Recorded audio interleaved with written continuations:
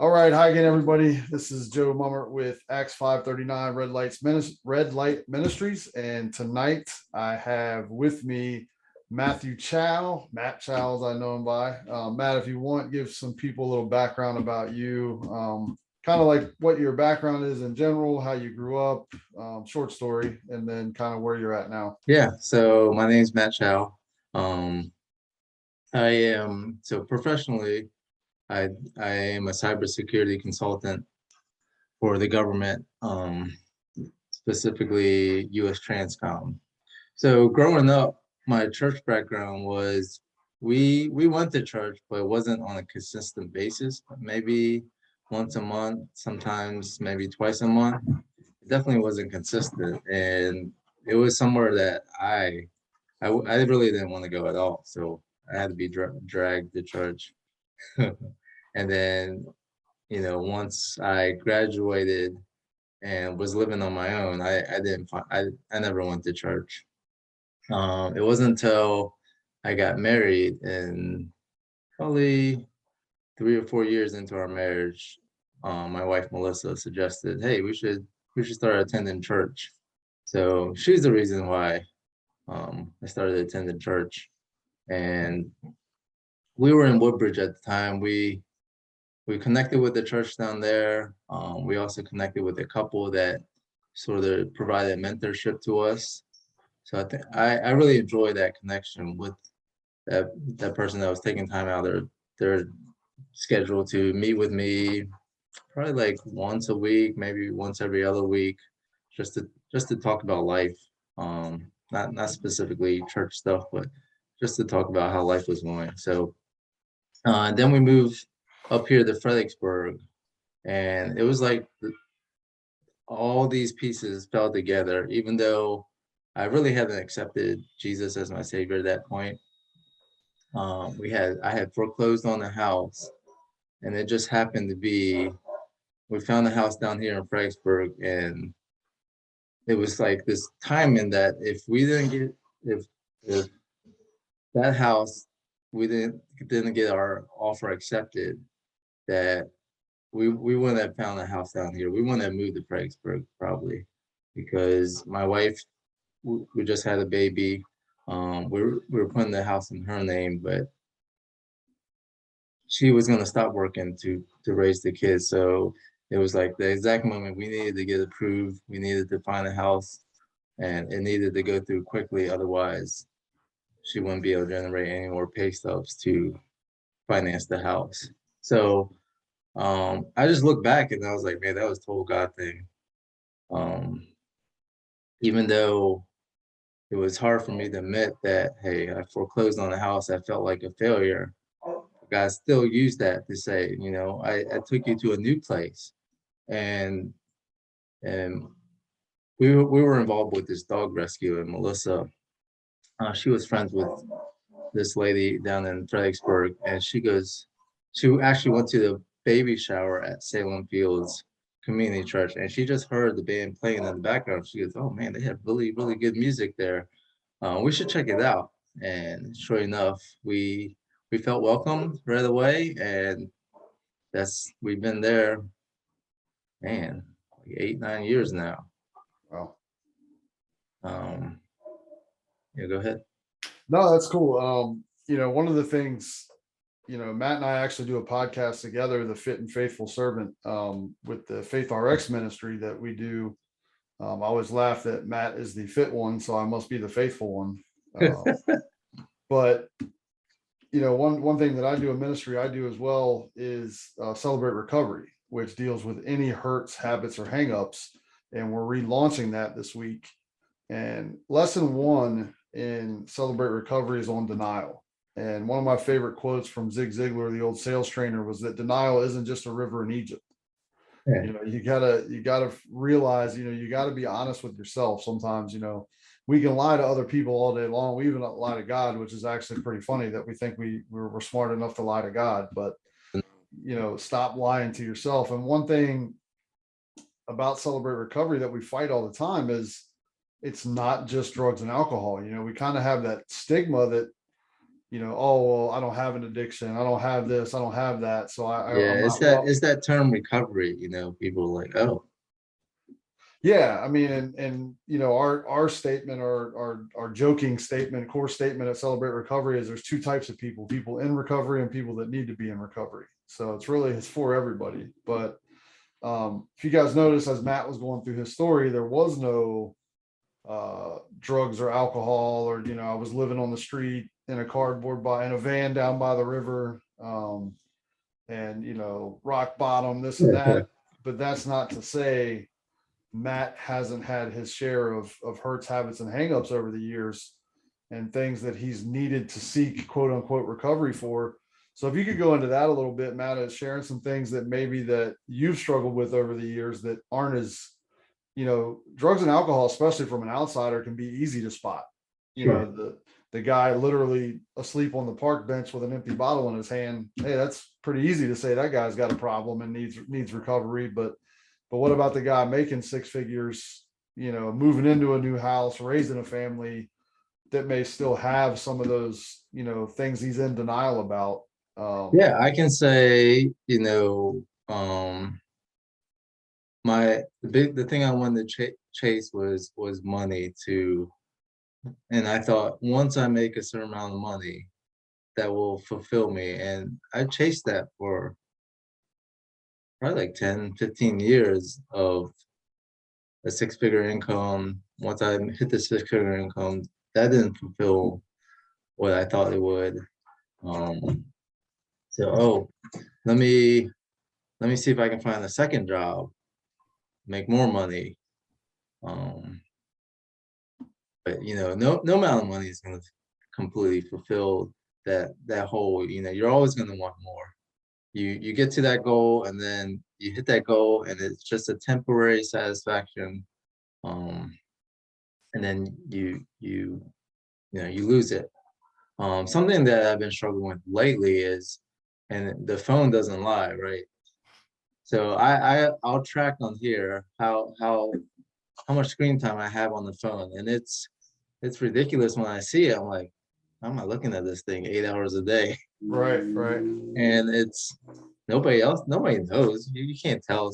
You're walking down the street, oh, that guy's addicted. Well, I mean, maybe he's looking at his phone and just walks out in traffic Yeah, or falls into a fountain. I've seen that on yeah. YouTube. But yeah, man, it's addicting. And Melissa will say to me, "Man, why are you always on your phone? You're not paying attention to me. You're not paying." The kids are like, "Daddy, you're always on your phone." It is an addiction. That Yeah, I mean, I've noticed in my house, we'll have these really hard, like, oh, no phones at the table, and it lasts like 3 nights, and then all of a sudden everybody's got their devices back at the table again. Or we go out to eat, and the last time we went out, I said, everybody leave your phone in the car. Nobody bring it into dinner. We're all sitting here on 5 different devices while we're all sitting across from each other, and it lasts like one meal or 2 meals. And I got to own up to that. I got to quit being in denial that I'm the head of the family and the head of the household there, and that I get frustrated because I'm like, oh, do I have to say it every time we go out? And maybe I do. Like, maybe I do have to say it every time we go out until it becomes something that I'm not going to bend on either. You yeah, know. yeah. So what are some other things? We've talked off recording, obviously, about being addicted to some things that may seem good, like Yes. health, and health, So working out, I and do get in these phases of, I mean, I gotta work out. Especially now, right? I qualified for the next stage of the CrossFit Games, the semifinals, and the last 2 months, I really was like, oh, let me go to the gym two times a day, 7 days a week. And on the outside, you're like, yeah, that guy looks really healthy. He's in shape, he's eating good, he's tracking his food, but it can become a obsession where you let that control your life. You're like, oh, I can't go out with my friends because I need to get to bed, or I can't go out to dinner because the food there is harder to track. So I can't go out with my wife to dinner. Um, or no, I can't go out to lunch with you because I gotta go work out at the gym, Right. putting all these other priorities in front of, relationships with people in your life. And when you look back, you're like, yeah, these are all selfish things. On the outside, it's not a bad thing, but you can realize, yeah, I'm sort of letting this obsession with fitness creep into other areas of my life that you should have balance. And I mean, everyone knows that too much of a good thing is there's no such thing. Right. Yeah, I mean, I've had that conversation before with many people that celebrate recovery about, man, I just want to live in the gray is what I call it. Like it doesn't have to be black or white all the time, and I fall into that same trap. You've seen it over the years, like, oh, when I'm working out 5, 6 days a week and I'm eating right and this and that. And then when I go the other way, I go all the way off and I go, well, I'm not working out and now I'm eating cheese fries and ice cream again and stopping it.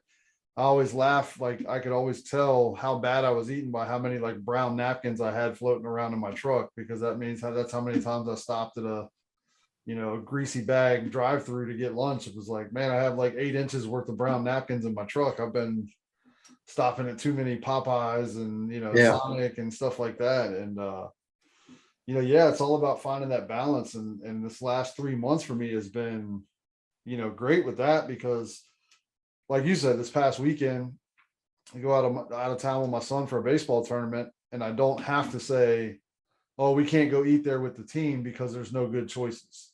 I just got to go and say, you know what, I'm going to eat as best as I can this weekend, and Monday I'm going to get back on it.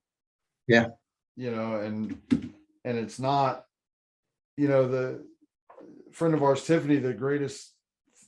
She borrowed the thing, but she said, when you get a flat tire, you don't pull over and slash the other three. But it's like when we're trying to make strides and working out, eating well or whatever, it's like one bad day and all of a sudden we just, jerk the car off the road and slash the other three tires. Like, well, I screwed up. I'm off again. Like, no, you just, yeah, you just went off track a little bit, And at the end of the day, let's say you took 2 or 3 days off. Is that really going to affect your placement at the games in a couple of weeks? You know what I mean? Like, or if you went to that lunch or you went to that whatever. yeah, yeah. So, I mean, how important has community been for you? And like you said, nobody will know with the screen time thing, but do you involve other people in tracking you when you really get serious and convicted about it? Yeah, we have a couple of friends and I have this app we downloaded called, Tiffany was actually the one that suggested it, Habit Share. So we put our habits in there. I think we have three main ones. We're gonna read a book, once a day. I think we put in 10 minutes or maybe 30 minutes. Some people put longer. Another habit was, we put in stay off of social media. I limited myself to an hour a day. I think the others have limited to 30 minutes just because of some of the things I do. Um, not for my job, but for other people and stuff. I'm on social media. So I limit that to an hour a day. And then we have one that's for stretching. So you'll go in there and you can check it off, and then other people will see your progress. So we find that, well, you know, you get sort of competitive with it. So so my friend Jessica, she's almost always green every single day, and it's like, man, trying to keep up with her, but Right. I'm not doing so good on the stretching and social media. And then once I read a book, it takes me forever to find another book to read. So then I'll go in the red for a few days until I find one. Yeah. It's But yeah, it is community that, you definitely can't do it alone. And that's a biblical thing, is you weren't meant to go through life alone.